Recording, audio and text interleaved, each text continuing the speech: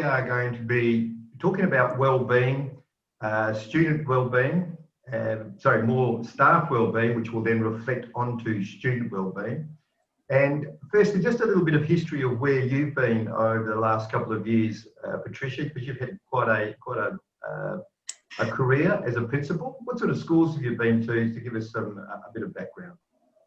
Well, this is my 5th year at Clifton Hills, and it's the school that I have always dreamed of getting. I have an amazing staff here and fantastic families and children are here. Prior to this, I was in Collie at Amaroo, which is a very different context. Prior to that, Little Grove in Albany. And then prior to that, I hit around Bunbury schools for quite a while. There was Dardanup and Australian Primary, just to name a few. I was stuck in Bunbury while my sons did their secondary education. So I've spent most of my educational career in the country. Clifton Hills is my first metropolitan appointment. Thank you very much. Yes, you certainly had a wide variety of experience. Now, in a survey back in 2011, 41% of teachers said that they had stress on a daily basis, which is quite a lot. And just recently, I did a poll through my workshops and found that over 38% had talked about stress, work-life balance, and just being a better version of themselves, again, on a daily basis. So this conversation we're about to have today is all about staff wellbeing and how Patricia works with her staff at Clifton Hills. So first question, Patricia, so why is reducing stress and restoring balance for teachers an important imperative for you at Clifton Hills? Okay, so teaching and life is stressful. We all know that. If we acknowledge that and accept that, then our staff, and know that our staff perform best when they feel valued, nurtured, and a sense of belonging. Just in the classroom, your kids feel best and perform best for you when they have that sense of belonging connection. I take that from a classroom scenario and place that on my staff. That sense of connection with them, make sure that you as a leader are mindful of the need for chance for staff to recharge, that you're creating a safe and nurturing workplace. Then you're creating an environment where people are willing to do that little bit more. Not work harder, work smarter. When as a leader, you model that to staff and say, it's okay, I'm going to have the luxury of a time off. I'm going home to recharge. I'm not working tonight. You're actually sending them a very important message. And that subliminal message that you're giving them all the time about it's okay to knock off, because teaching is a 24/7 job. There's always something else that needs to be done every day. But we are far more productive if we have a chance to reconnect with our friends and family and recharge. Balance is an oxymoron. How do you balance everything that you're so passionate about? You still make sure you're doing your job, but make sure your job doesn't consume you. That you still have time and energy for the things that allow you to recharge. And I've made it really clear to my staff that it's okay. Don't do that now. Leave that. It's not important. Go home and recharge. Come back tomorrow. You'll be far more effective. And I'm actually getting staff now starting to come to me and say, look, I just need a day. So they're having health and wellbeing days to allow themselves times to recharge. And I think that's a big turnaround, because when I first got here, they just kept going. And they kept going because they felt they had to, not because it was being productive. So we've really changed the mindset here, I think, at this point in time. You had commented there just on regards to going home and recharging. Have you found, let's say, productivity and their enthusiasm for teaching has changed also into the positive because they've had that bit of extra time or that time to reflect? I think this staff here have always been very passionate about their children, but allowing them time to say, it's okay, I can't do this right now, or acknowledging how they're travelling, has given them a renewed focus. I wouldn't say it's changed their passion or their enthusiasm, but it's certainly allowed them to refocus, and that refocus has meant that they're more productive. And I think they're a more settled and happier staff. and the morale of the staff is fantastic. And we've had some very trying times of late. We have. Even pre-COVID, we had trying times at this school. So, the staff have actually shown real resilience. And I think that resilience has come to the fore because they've had the opportunity to be supported and to recharge. Okay. All right. So let's get down to a little bit of nitty-gritty. What would be 5 actions you have implemented to help reduce the stress and restore the balance in your school culture? These aren't in any particular order. No. But one thing I did do when I first got appointed here was raise the staff awareness about the need for sense of belonging. And we, as a staff, came to a consensus that we needed to look at Kids Matter, which is now called BU. So that started the ball rolling with talking about health and wellbeing. The other thing I did do, I know my staff. I know what their family situation is, what factors are impacting on them at any point in time. And being the boss and sending people home who aren't fit for work, and I'm not talking about physical fitness, sometimes they have an emotional burden that doesn't allow them to actually be here with the kids. And just calling it, you're going home. So they're getting used to me pulling rank. The other thing is being mindful of not introducing more into the work calendar without tossing something out. Teachers are great for taking on the next big thing, but they don't let other things go. And historically, they'll keep piling more and more on. And I sort of say to them, well, what are you going to let go? And I've really pulled them back on doing more, trying to get them to change into thinking about working smarter, not working more, and acknowledging it's counterproductive to them if they take on any more. Change management is a classic case as staff can suffer change burnout. Allowing them time to consolidate. It's okay not to jump on every bandwagon, and choose what really matters and focus on doing that well before you bring anything new in. Get that one new thing done well, so everyone's on board, they're all coping with it, then start to investigate the next. Doing that change management process really slowly, and I've done that very strategically here. Leading the staff into working smarter, not harder, that's a hard one, because they all think they've got to do more.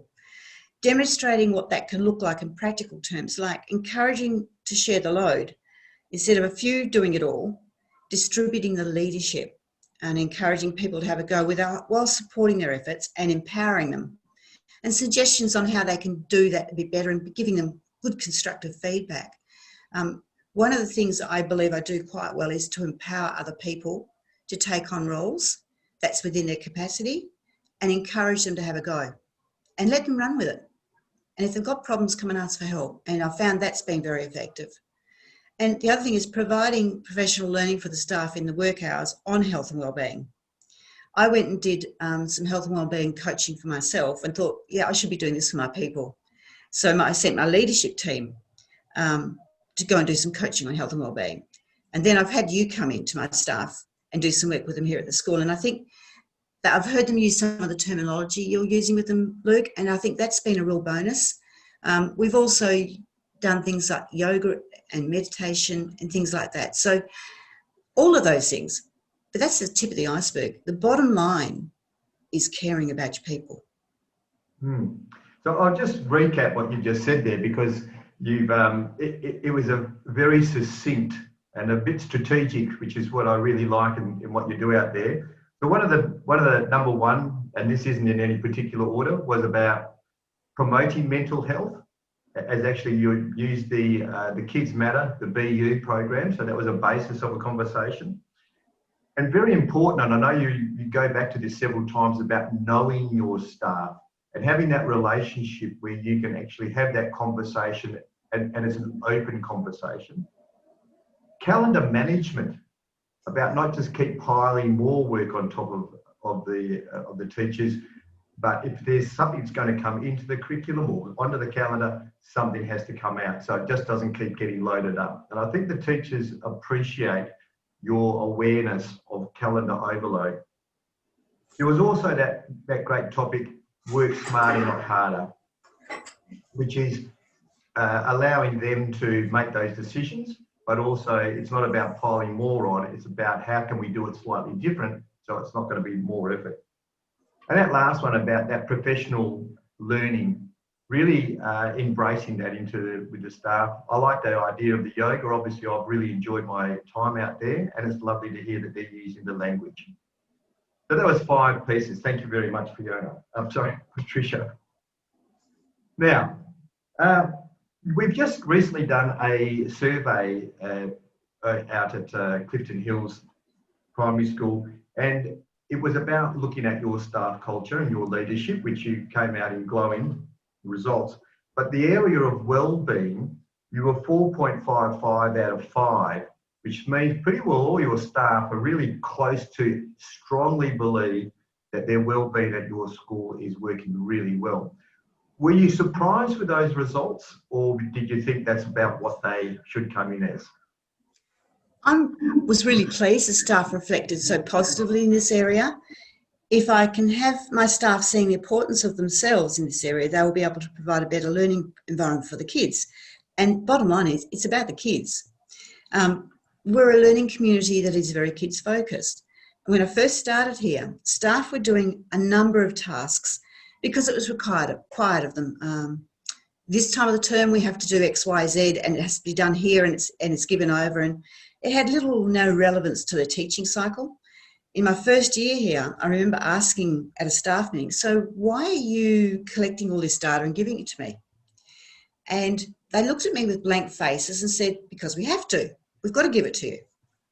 So I let it float, and then I had individual conversations with staff between that and the next staff meeting, asking the same question, why are you doing it? How does this impact on what you're doing? Invariably, they come to the conclusion that it didn't impact at all. And so the next staff meeting, another 3 months away, I raise the question again, and they come to the conclusion that collecting the data for the sake of it and giving it to me had no impact on the children, and it was a waste of their time. So I'll often ask them, how are you going to use this? And people come to me, oh, look, I'm going to do this, this, and this. So how are you going to use this? What's the reason for it? And I actually make them justify why they're doing the extra work. It sounds pretty flimsy, but getting them to justify why they're going and doing this extra bit makes them think about, actually, where's it impacting on the kids? What's the impact? And knowing the impact and how it has that impact has actually refined some of our practices quite well. So getting so high in that, I'm very pleased, but I also think that's a sign of how far this school has come in its culture. They're actually acknowledging this is important, and they're actually doing it for themselves now. It would bring us back to, you started that bit of the conversation in regards to the students, and we're here for the students, and it matters for the students. So if we said that was our purpose, which it is, about children's education, it seems that you kept bringing the teachers back to, so how does this actually work with our purpose? How does this impact on our purpose? And it's an interesting that's that division between nearly compliance on one side and student education on the other, and for a principal to be able to just remind a teacher that we are here for the students' learning. So I really like the way that you put that together and made your teachers actually think, well, yeah, what impact does it have?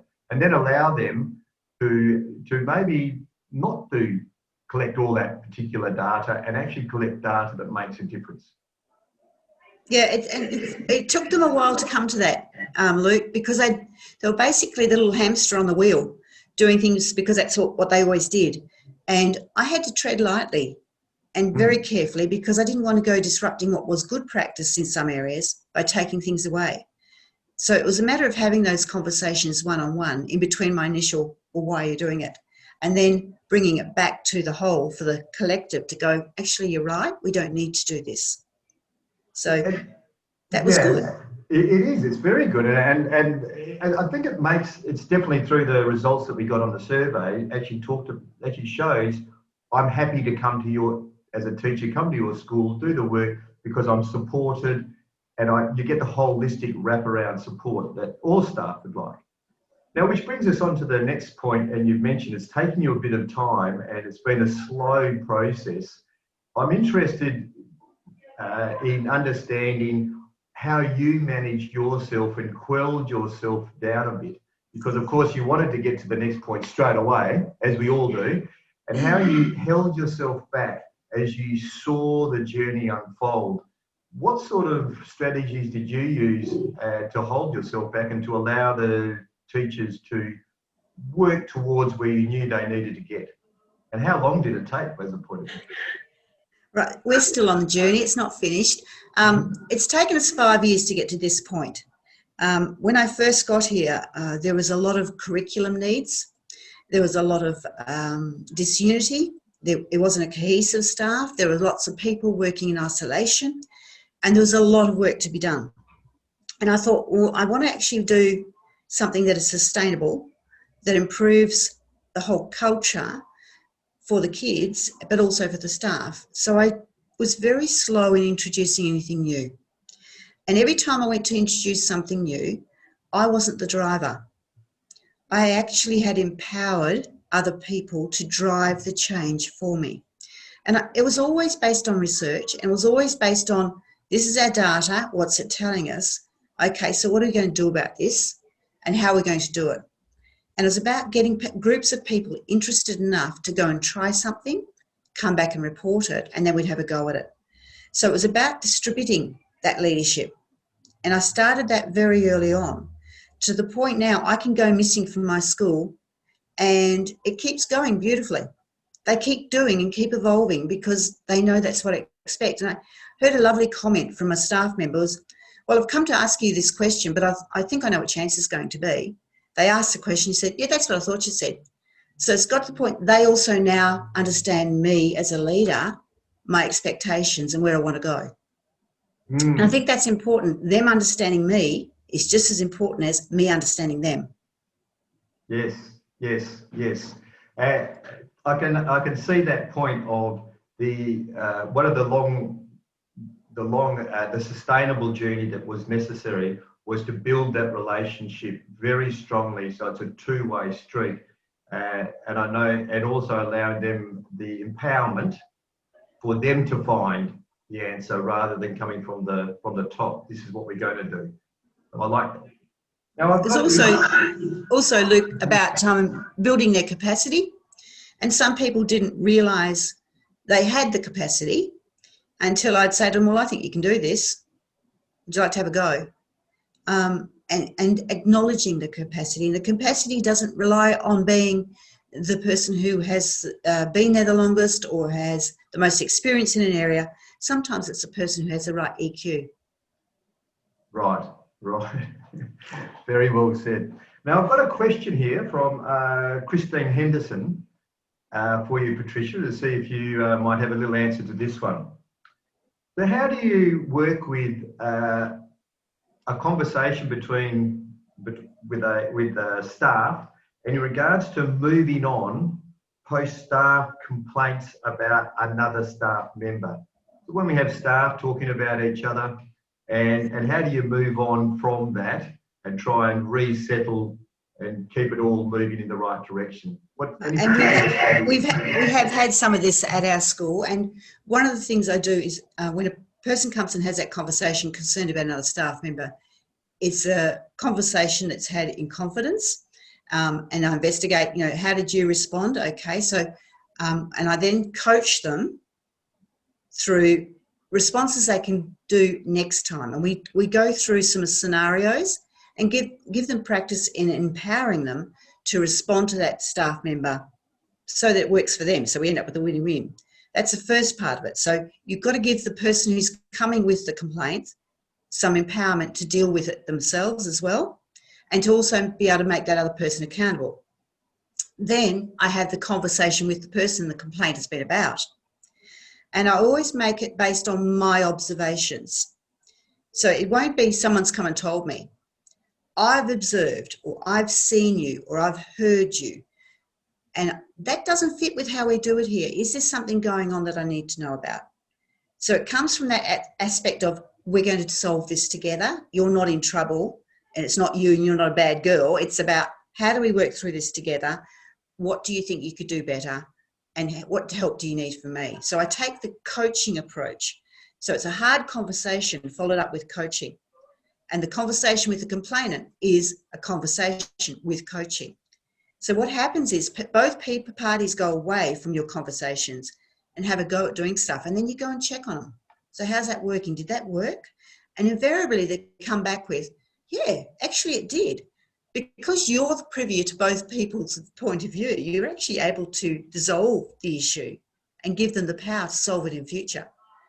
That's far more effective than putting out spot fires left, right and centre. So it's what I heard there was, once again, you've empowered both parties to be part of the solution, which is about moving on rather than trying to solve a problem. If you would have done this, if you would have done that. And there's the first part is actually coaching the complainant, and then the next part is not taking a personal viewpoint as in what someone said about, but more on what I've observed, and does this meet with the way our culture works at a school? So it's not a personal attack, it's about whether it sits with our purpose and our particular culture. And then from there, once again, empowerment. And then there's the check-in, which would be like the coaching feedback. How's it going? Have we moved on? What have we learnt? And that particular problem, the moving on part, actually is a resolution that then we've said, okay, well, that's happened, and hopefully it won't happen again now that we've got a little bit more information, and slowly but surely we move ourselves into that direction of where we want to go. Occasionally, it doesn't work, and that's because of personalities involved and whatever they're dealing with. And I have on occasion had to go through with it. Well, okay, so let's do some mediation, and then getting a third party in for that. And I have also experienced where that hasn't worked as well, and we've had to go to grievance. But that's been one instance in all my years of leadership. So I think that's not a bad record if I can get that far along. Okay, I suppose that last one with mediation, etc., is that's when it's been escalated. Yeah. But of course, we don't want to get to that point. And no. Across all your career, you've only been there once or so that's a pretty good record. Now, thank you very much, Christina from North Mandurah. Was there a series of steps that took you to the results that we actually got, or a particular mantra that you might use to keep that the well-being as an agenda, or to build our relationships with our teachers? The biggest thing I believe is trust, and that's building the trust with the staff. Don't ask them to do anything you're not prepared to do yourself. Get out there, get dirty with them. Walk the journey with them. Don't walk in front of them. Don't walk behind them. Walk side by side, because then they see that you have the knowledge and skills and will come to you when they're struggling. You need to be there in the times when it's hard. You have to be the coach, the whipping boy, pull your head in, a facilitator and motivator. The hat you wear is determined by the EQ of you and your people at any point in time, and it can vary within a conversation. It's now got to the stage where most staff know what my answers to their questions are, and the conversations starts with, I think I know your answer, but, and it's nice to know that they know what to expect of me as I make very clear what my expectations are. Trust, the firm belief in the reliability of your leadership, the truth, and the fact that they know they're going to cop the truth. And I don't pull any punches. I don't beat around the bush. I'm not one of those people who wander off. It's just like, this is the way it is, guys. This is what I expect. You're not doing it. Why not? What do you need? And I'll have those conversations with the whole staff, or I'll have them with a group of staff. And I usually bring them back to, this is what we've all agreed to. So why you're doing these things, and it's not happening. I did this recently with a group of our phase of learning team that weren't being cohesive and weren't cooperating and weren't adhering to the expectations in our business plan. And so I just put all those factors up in a PowerPoint. So this is what I've seen. That doesn't align to this. That breaches this. And I just laid it right out. And it was amazing the turnaround in some people's behaviour and actions after that. There were still some people who needed individual coaching through that, but that's what they got. So it was about addressing the whole group to revisit these are the expectations and then moving on. There's also the realisation, the act of becoming fully aware and informed. And that's what I did by bringing that group together. And the achievement, this is what I expect. So how are we going to get there? What do we need? The other thing was understanding, the ability to understand and having a sympathetic understanding tolerance. We all make mistakes. We're human beings. That's part of it. And my staff do know that if you make a mistake, come and tell me. I'll back you. But you make a mistake and I find out from others, I find it difficult to back you because then I actually have to go into doing the complaints side of things. And a strategy so that they understand there's a general plan to get where we're going. We're all on the train together, but I've got someone driving the engine. I've got people conducting things along the line. I have got the fat controller on the side pointing us in the right direction. That's the department strategy. And we're going to pull into stations occasionally and have a recharge and re-brake before we move on. And I think that's very important. And truth, the honesty in your actions and reactions. You wear a mask as a leader for a lot of the time. That's what you have to do. But it's really important that they at times see the truth behind the mask and they see that you are vulnerable as well. And sharing that vulnerability shows them you're real. And it has amazing results. When you can trust them enough to show that vulnerability, staff will do anything for you. You ask them to do something, they don't hesitate because they know you are with them. And that's the biggest thing. Okay, well, that was a sensational set out of the sorts of things that you do for your staff. Now, I'd like to share with everyone, I don't call this embarrassing, I call it absolutely fantastic, this particular photo for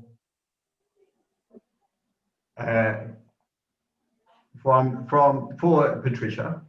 And this is a photo of a back of a motor vehicle, and you'll notice that there's a lot of great stuff in there, some beautiful things, a real sign of gratitude, and it says at the back of the motor vehicle a few of your favourite things. Now, this arrived at your house at the last set of holidays, I think, Patricia. Now, would you like to tell us just a little story about how this arrived and why it arrived and what it is? It was an EA rang me.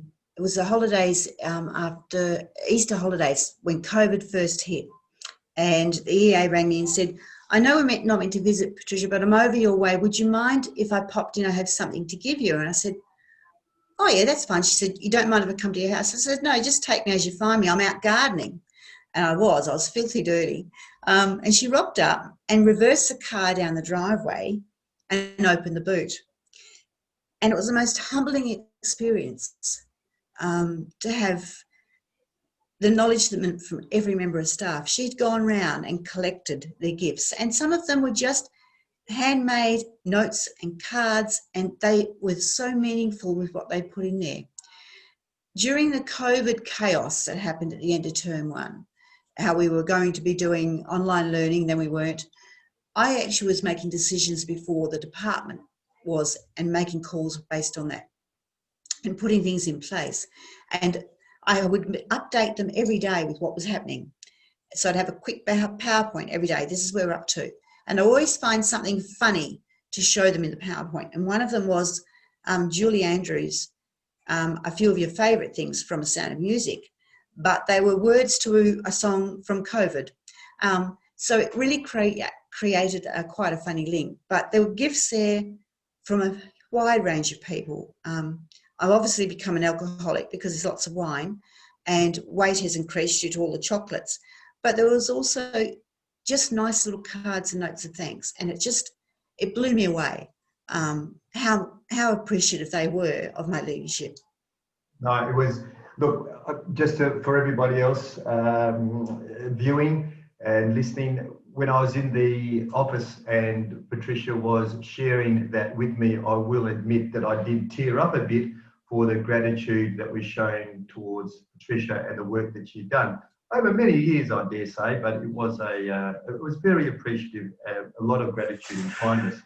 Now we're just going to finish up now. I've just got one more question for you, Patricia, and it's really for leaders, as in how do they see, what are the indicators for teachers under stress, teachers under duress, and where you make that call of saying maybe you need to have a rest or a break or seek some sort of other help. Are there any particular indicators that you've seen that show you when your teachers are at that point? Well, unless you know your people well enough, you can't tell when someone's suffering a lot of stress. People tend to hide stress very well. Some bottle it in, some have a major breakdown, others work it off physically, and others, like from the pot. Imagine a frog sitting in a saucepan on a stove, and it's a pot of cold water, and you turn the heat on, and the frog keeps jumping around and keeps going because it's getting warmer, and they finally get cooked because no one's realised how high the heat is for that frog. And you as a leader have to realise the heat under that pan. You have to realise what's creating the stress and what can you do about it. There's some stresses you have no control over, but you can point your staff in the right direction to getting help. So if you know your staff, you can actually pick them up. So one of them is low energy, low enthusiasm. They might complain of having headaches. They might suddenly start getting upset tummies all the time. They might be having problems meeting deadlines with work. They also might be complaining of not sleeping well. They might regularly be getting sick. They might regularly be getting cold sores. They're another sign of stress. It can exacerbate underlying other health issues such as anxiety, thinking, memory problems, moodiness, unhappiness, and a feeling of being overwhelmed. So sometimes a staff member who isn't performing well may actually have an underlying stress factor. So your conversation needs to be about that in line with their performance. So you always start with, how are things? What's going on with you? I've noticed. So that you're showing a compassionate side. Having a conversation concern from that viewpoint will provide a win-win situation for all. While some workplace stress is normal, we can't get away from that. Excessive stress over a prolonged period of time does impact on productivity, performance, and impacts on physical health, emotional health, well-being. It impacts on their ability to have relationships with not just their work colleagues, but their home. So home suffers where they should be able to recharge. Getting the best from your people means you are aware of the individual's needs, the situation, and able to provide support on an as-needs basis. It isn't always work that creates the stress, and sometimes work is a person's safe place. So that needs to be acknowledged too. Sometimes you're guiding staff to seek support from their support network to regain a sense of control, to choose their attitude from the fish philosophy, to accept the emotions okay. It's okay to be angry. It's okay to be frustrated, and to go with it. You also need to accept that emotions okay and having the knowledge that what the stressor is and how they're going to deal with it. And if they can't pinpoint what the stressor is, they are overwhelmed.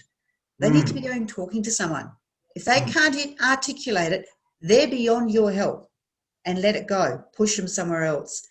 Sometimes you're on the outside looking in and have no emotional attachment to what the stressor is at home. And when they start to talk about what's happening at home, you can see immediately what they need. That doesn't mean you can solve all their problems. It sometimes means you say to them, look, I think you actually need to go to People Sense, or I think you need to get to your GP, and you point them in the right direction. And if they don't do it, then you say, actually, I'm going to direct you. I'm pulling rank now. And you check they've done it. And I've done that with staff. I've actually said to staff, you need to go and get some counselling. Here's a People Sense card. Go and do it. And one staff member didn't get around to making an appointment. I just kept saying, I hassled them. You've got dot now, go and do it. Go to my office and make the appointment. It's about making them do it. Sometimes you just have to push. And that's pushing because you care. not because you're bullying them, but pushing as from a point of compassion. That's what they need from you. They need a compassionate leader, because that's how you get the best. No worries. Thank you very much, Patricia.